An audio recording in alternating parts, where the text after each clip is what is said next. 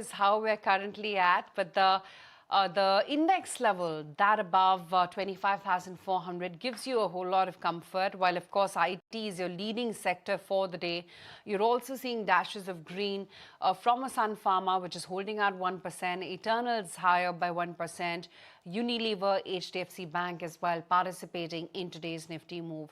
The breadth of the market, while it's favoring the advances still, it's by a slim margin. A CDSL is holding up 3%, BOB is higher by 2%, IREDA is up 2%, and HFCL is the other one, which is also holding higher by 2.5% as we speak. But let's move forward and let me welcome on board Mr. T.K. Ramachandran, the Shipping Secretary of India, joining in on the show right now to talk about the developments in their sector.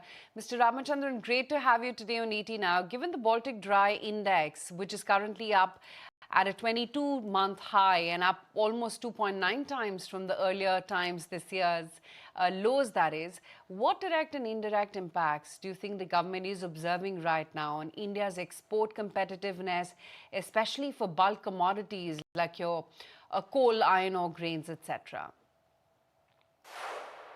Yeah, there is strengthening demand and maybe tighter supply in the dry bulking markets. But overall, things are stable. We are not seeing any particular variations in the movement of dry bulk, at least within the major ports. So this is a key indicator of healthier dry bulk shipping market, and with increasing freight rates and a robust demand for dry bulk shipping capacity. Right, and Mr. Ramachandran, how much have freight rates via sea, air or multimodal routes to key markets like US and EU have been impacted due to increased tariff on India by the US? See, the thing is that in the consumer segment, the causes are more proximate. So geopolitics will have an impact. The possibility of the introduction of the market-based measures by the IMO, they might impact. The uncertainty because of the geopolitics that I just mentioned, and then the tariffs issue, the situation in the Gulf, the fact that there are more LNG orders than there are orders for LNG ships.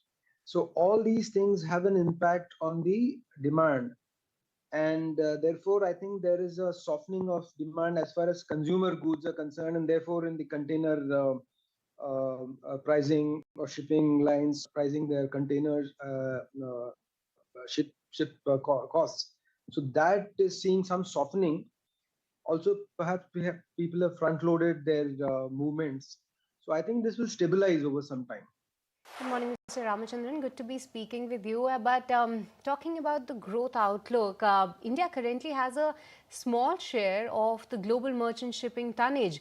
With rising demand and cost volatility, what are the steps being taken to expand the Indian fleet, including building partnerships, repair, financing, and also how is the Maritime Development Fund being deployed to address the gap?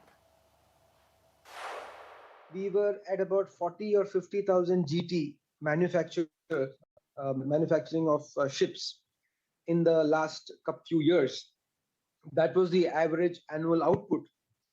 Now that we are now planning to increase to about 4 lakh or 5 in the next 5 years.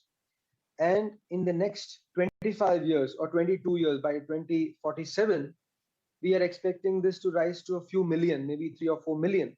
So that is the kind of a drive that is happening to ensure that growth takes place. The outlook is very rosy, very positive given these announcements and the work that has happened over the last couple of years.